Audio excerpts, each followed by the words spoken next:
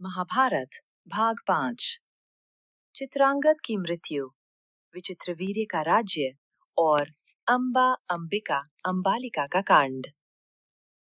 राजा शांतनु के विवाह के बाद हस्तिनापुर में शांति थी। भीष्म अपने वचन पर अडिग थे। राज्य की रक्षा, सिंहासन से दूरी और आजीवन ब्रह्मचर्य। लेकिन नियति कुछ और ही लिख चुकी थी। चित्रांगद, अल्पायु। राजा सत्यवती के बड़े पुत्र चित्रांगद को राजा बनाया गया।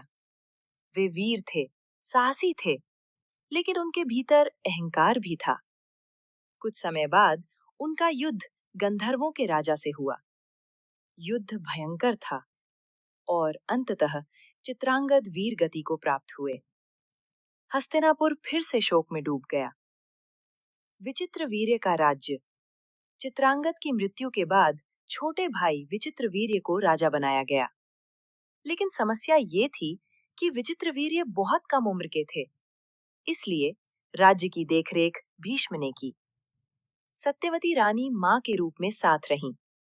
राज्य सुरक्षित था, लेकिन वंश आगे बढ़ाने के लिए विचित्रवीर्य का विवाह आवश्यक था। राजकुमारियां। उसी समय काशी नरेश की 3 सुंदर पुत्रियां थीं, अंबा, अंबिका, अंबालिका। तीनों के स्वयंवर की घोषणा हुई। राजाओं और योद्धाओं की भीड़ जुटी। यह समाचार भीष्म तक पहुंचा। उन्होंने निश्चय किया, मैं अपने छोटे राजा विचित्रवीर्य के लिए इन तीनों राजकुमारियों को लेकर आऊंगा। भीष्म का पराक्रम। स्वयंवर में अपहरण।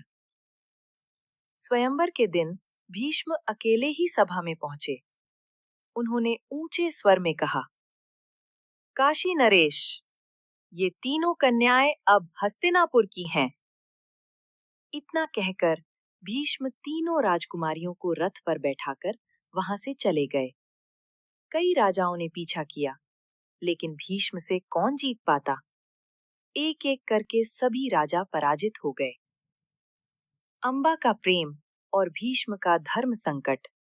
रास्ते में अंबा ने कांपती आवाज में कहा, हे भीष्म, मेरा हृदय पहले ही किसी और को दे चुकी हूँ। मैं शाल्व देश के राजा शाल्व से प्रेम करती हूँ। यह सुनकर भीष्म रुक गए। उन्होंने तुरंत कहा, यदि ऐसा है तो मैं तुम्हें बलपूर्वक नहीं रख सकता। भीष्म ने अंबा को सम्मान के साथ शाल्व के पास भेज दिया। अंबा का अपमान और बदरे की आग। लेकिन राजा शाल्व ने अंबा को अपनाने से इनकार कर दिया। उसने कहा, तुम्हें भीष्म ने अपहृत किया है, अब मैं तुम्हें स्वीकार नहीं कर सकता। अपमानित, टूट चुकी अंबा फिर से भीष्म के पास लौटी। उसने कहा, आपके कारण मेरा जीवन नष्ट हो गया, अब आप ही मुझसे विवाह करें। भीष्म शांत स्वर में बोले, मैं जीवन भर ब्रह्मचारी रहने की प्रतिज्ञा कर चुका हूं, मैं ये नहीं कर सकता। अब अंबा के हृदय में प्रेम नहीं, प्रतिशोध जलने लगा। अंबा का तप और भयानक संकल्प। अंबा ने कठोर तपस्या की। उसने संकल्प लिया, मैं इस जन्म में या अगले जन्म में भीष्म के विनाश का कारण बनूंगी। उसकी तपस्या से देवता भी कांप उठे।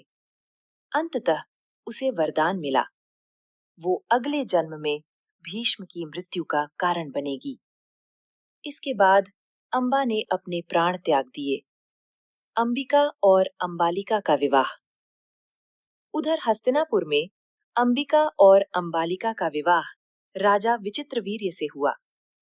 राज्य को उत्तराधिकारी की आशा जगी, लेकिन नियति ने फिर करवट ली। कुछ ही वर्षों बाद विचित्रवीर्य की भी असमय मृत्यु हो गई। हस्तिनापुर फिर से उत्तराधिकारी विहीन हो गया। सत्यवती की चिंता। वंश समाप्त होने का भय। सत्यवती भयभीत हो गईं। शांतनु चले गए, चित्रांगद मारे गए, विचित्रवीर्य भी नहीं रहे। कुरुवंश समाप्ति की कगार पर था। तभी सत्यवती को अपना अतीत याद आया। आज का भाग यहीं तक।